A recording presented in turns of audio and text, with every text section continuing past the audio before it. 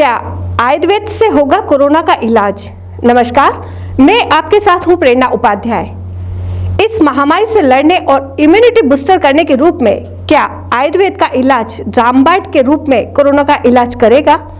आज हमारे साथ खास कार्यक्रम खास मुलाकात में हमारे खास मेहमान डॉक्टर मुकेश शर्मा मौजूद हैं। आइए इनसे जानते हैं कैसे आयुर्वेद का इलाज लेकर घर बैठे उनका इलाज कर सकते हैं। सबसे पहले खास कार्यक्रम के खास मुलाकात में आपका बहुत बहुत स्वागत है। नमस्कार। इस वैश्विक महामारी के बीच आयुर्वेद के पास इसका ब्रह्मास्त्र है क्या? हाँ, ब्रह्मास्त्र है। आयुर्वेद ही इसका ब्रह्मास्त्र है, एलोपैथिक ब्रह्मास्त्र नहीं है। आयुर्वेद आयु का शास्त्र है और आयु से सारी संबंधित चीज जुड़ी हुई है, वो ब्रह्मास्त्र के रूप में इसमें प्रचलित है। आयुर्वेद ही ऐसा शास्त्र है जिसमें आयु के रहन सहन, जीवन यापन, दिनचर्या, ऋतुचर्या, आहारचर्या ऐसा माना गया है आयुर्वेद। ये आयु के बाद में सुख क्या है, दुख क्या है, हित क्या है, अहित क्या है, इन सारी चीज़ों का आयुर्वेद में वर्णन किया गया है। तो आयुर्वेद ही सबसे बड़ा इस महामारी में ब्रह्मास्त्र साबित हो सकता है। बाकी के सारी चिकित्सा पद्धति इसके नीचे है और यदि इस पद्धति के अनुसार अपन चलें तो इस कोरोना जो महामारी है इसको अपन बहुत स्तर पर, बहुत निम्न स्तर पर आज जो स्थिति बनी हुई है, जो लोगों में डर का माहौल बना हुआ है, वो भय बना हुआ है, उस भय को अपन मिटा सकते हैं। हमारे शास्त्र में इस बीमारी को हालांकि कोई निर्देश नहीं आया, क्योंकि शास्त्र बहुत पुराने हैं, फिर भी हम इस बीमारी को बात श्लेष्मिक ज्वर के नाम से जाना जाता है। श्लेष्मा कहते हैं कफ को, बात कहते हैं वायु को। वो वायु कफ के साथ मिलकर अपने गले में, अपने लंग्स में, अपने नाक में जाकर 3 पार्ट्स को अपने को इन्फेक्शन करती है और इस चीज़ों को तीनों को रोकने के बाद में ही ये कोरोना महामारी बढ़ जाती है और लंग्स की कैपेसिटी इतनी कम हो जाती है कि इससे अपन को बहुत परेशानी सांस लेने में आती है। तो इसलिए ब्रह्मास्त्र के लिए हमारे पास तो ऐसा ब्रह्मास्त्र है कि आपको कुछ करने की जरूरत ही नहीं है, घर बैठे ही आप सब कुछ कर सकते हैं। यदि किसी को ऐसा बुखार हुआ, माइल्ड सिस्टम हुआ, जुकाम हुआ, खांसी हुआ, तो सबसे पहले बहुत सरल सी चीज़ है कि आपको एक पॉजिटिव रहना है, नकारात्मक नहीं सोचना है। बिल्कुल मुझे क्या हुआ क्या नहीं हुआ ऐसा कुछ नहीं है, उसको एक माइल्ड सिस्टम मानते हुए अपन को उसको आगे चलना है और चलते हुए अपने घर में जो भी है, बहुत सारी चीज़ अपने घर में रसोई में बैठी रहती हैं, इतनी सारी, भाई तुलसी है, हल्दी है, आंवला है, गिलोय है, बहुत सारी चीज़ें जो अपन को, अजवाइन है, जो अपन को यूज कर सकते हैं, तो ब्रह्मास्त्र के रूप में ले सकते हैं। लेकिन इसके साथ साथ योग एवं प्राकृतिक सबसे, जैसा कि अभी हमारे टीवी चैनलों ने भी दिखाया था, पत्रकार बंधु ने दिखाया था, हमारे माननीय कुलदीप रांका जी IAS, वो कोरोना की बिना दवाई लेते हुए योग से ठीक हो गए थे आयुर्वेद से। इसके लिए सबसे बड़ा ब्रह्मास्त्र ने कुछ नहीं किया, केवल कुंजन क्रिया की। वो कुंजन क्या, 4-5 गिलास पानी लिया, उसमें नींबू डाला, उसमें नमक डाला, पिया और वमिट कर दिया। हमारे चिकित्सा सिद्धांत में शमन और शोधन 2 प्रकार की चिकित्सा है। तो ये हो गई अपन की शोधन चिकित्सा, पूरी बॉडी का शोधन, वो कफ कर निकाल दिया गया और जैसे कफ निकला तो वो आदमी अपने आप धीरे धीरे ठीक हो, श्वास भी लेना है, उसको ऑक्सीजन की जरूरत नहीं है, अपने आप डेली का प्राणायाम करते करते हो गया। ये हमारा आयुर्वेद रहता है, इसलिए आयुर्वेद ही इसके लिए ब्रह्मास्त्र है। बिल्कुल, एक तो पॉजिटिव सोच है, क्योंकि आयुर्वेद का ब्रह्मास्त्र यही कहता है कि आप हमेशा सकारात्मक सोचें।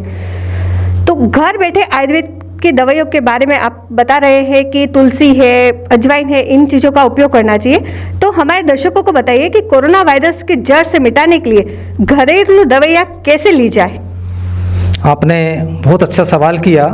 हिंदुस्तान में 60% लोग गाँवों में निवास करते हैं, अपने अशिक्षित भी हैं, वो जानते भी नहीं ग्रामीण लोग हैं अपन क्या करना चाहिए क्या नहीं है। पर मैं आपको घर बैठे का, अपनी घर की रसोई का, आपकी सबसे बड़ा औषधालय आपकी घर की रसोई है। आपके घर में अजवाइन भी होती है, अदरक भी होती है, सौंठ भी होती है, तुलसी भी होती है, काली मिर्च भी होती है, लौंग भी होती है, फिटकरी भी होती है, बहुत सारी चीज़ें ऐसी अपने घर में मिल जाती है। यदि आपको ऐसा कुछ लगे कि नहीं यार मुझे जुकाम हो गया, खांसी हुआ, घर बैठे मैं क्या कर सकता हूँ, तो आपको कुछ करने की जरूरत नहीं है। 5 पत्ते तुलसी के लिए, 5 काली मिर्च ली, 2 लौंग लिया, हल्का सा अदरक लिया, डाला, काढ़ा बनाया और सुबह शाम अपन ने पी लिया। यदि उपलब्ध आपको नीम गिलोय मिल जाए, गिलोय का टुकड़ा मिल जाए, वो भी गिलोय उसमें डाल दें। यदि पेट में कोई दिक्कत आ रही है, क्योंकि शोधन चिकित्सा जरूरी होती है और कफ का पाचन पेट से अपन करेंगे, तो इसलिए अपन उसमें थोड़ा सा गिलोय डाल दें, थोड़ा सा अजवाइन डाल दें और फिर काढ़ा बना के उसको सुबह शाम पिए, आपके लिए बिल्कुल कारगर उपाय होगा। ये घर की रसोई के लिए। बिल्कुल, किचन से कोरोना तक बहुत अच्छी बात है। तो एनर्जी बूस्टर करने के लिए आयुर्वेद में कौन सा इलाज है जिससे शरीर में रोग प्रतिरोधक क्षमता बढ़ाई जा सकती है? आजकल तो मैडम आपसे क्या बताऊं, इतने मेडिकल साइंस में इतना प्रचार प्रसार टीवी पे, कोई हॉर्लिक्स खाइए, कोई बॉर्नवीटा खाइए, इतना पता नहीं क्या हो रहा है। अरे हमारे आयुर्वेद में आपके भोजन ही आपके सबसे बड़ा एंटीऑक्सीडेंट है, एंटी बूस्टर है। उसमें सारे तत्व पाए जाते हैं भोजन में भी। आप दाल खाते हैं, आप गेहूं का आटा खाते हैं, आप चने खाते हैं, बहुत सारी चीज़ आप खाते हैं, उसमें सारे तत्व आपके साथ मिले हुए थे। फिर भी आयुर्वेद में बूस्टर डोज के लिए आपके सबसे बढ़िया आंवला, डेली का 1 आंवला खाइए, डेली की 2 काली मिर्च खाइए, अश्वगंधा, आप डेली का अश्वगंधा खाइए, हल्दी वाला दूध पीजिए, शतावरी, ब्राह्मी, ऐसे इनको आप बना के रसायन बना के पी सकते हैं। इसके बहुत सारे मेडिकेट उपलब्ध होते हैं। च्यवनप्राश भी हमारा आता है जो सारी चीज़ों से बना होता है। ब्रह्म रसायन भी इसके लिए आता है जो सारी चीज़ों से बना होता है। गिलोय की गोली भी आती है जो भी इसको अपन को बूस्टर के डोज में अपन ले सकते हैं बहुत सारे। तो इसको अपन लेके मिला के बना के खा सकते हैं।